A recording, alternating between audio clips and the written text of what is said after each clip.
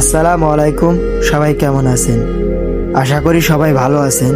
তো আজকে আমি এমন একটা ইসলামিক ঘটনা আপনাদের মাঝে শেয়ার করব, যেটা শুনে আপনিও অবাক হয়ে যাবেন। তো চলুন শুরু করা যাক।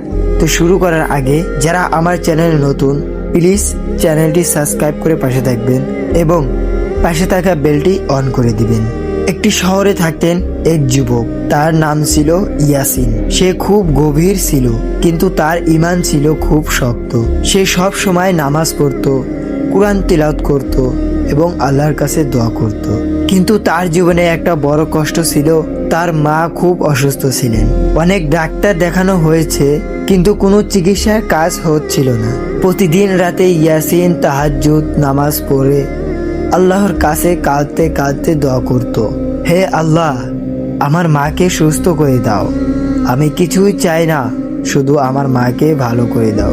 দিন যায়, মাস যায়, কিন্তু তার মায়ের অবস্থা আরো খারাপ হতে থাকে। একদিন তার এক বন্ধু বলল, তুই এত দোয়া করিস, কিন্তু কোনো লাভ হচ্ছে না, হয়তো আল্লাহ তোর দোয়া শুনছেন না। এই কথা শুনে ইয়াসিন কষ্ট পেল, কিন্তু সে বলল, না, আল্লাহ অবশ্যই আমার দোয়া শুনছেন। হয়তো তিনি আমার জন্য আরো ভালো কিছু ঠিক করে রেখেছেন। এক রাতে আগের মতোই সে তাহাজ্জুদে দাঁড়ালো, চোখ দিয়ে অঝরে পানি পড়ছে। সে বলল, হে আল্লাহ, তুমি তো সব জানো।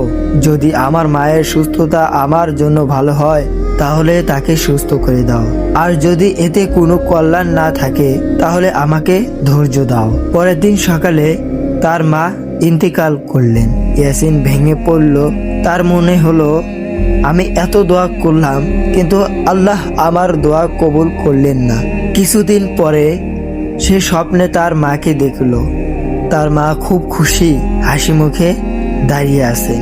তিনি বললেন, বাবা, কেঁদো না, আল্লাহ তোমার দোয়া কবুল করেছেন, কিন্তু তুমি যেভাবে চেয়েছিলে সেভাবে নয়। তিনি আমাকে এই দুনিয়ার কষ্ট থেকে মুক্তি দিয়েছেন এবং জান্নাতে জায়গা দিয়েছেন। ইয়াসিন ঘুম থেকে উঠে কান্নায় ভেঙে পড়ল, কিন্তু এবার সেটা কষ্টের কান্না না, বরং শান্তির কান্না। সে বুঝতে পারল আল্লাহ সব দোয়া কবুল করেন, কিন্তু আমাদের বোঝার মতো ভাবে না। আল্লাহ সব দোয়া শোনেন, কবুলও করেন, কিন্তু সময়ের অভাবে ভিন্ন হতে পারে। ধৈর্য, সবুর ইমানের বড় অংশ। তাই আমাদের সবসময় ধৈর্য ধারণ করতে হবে।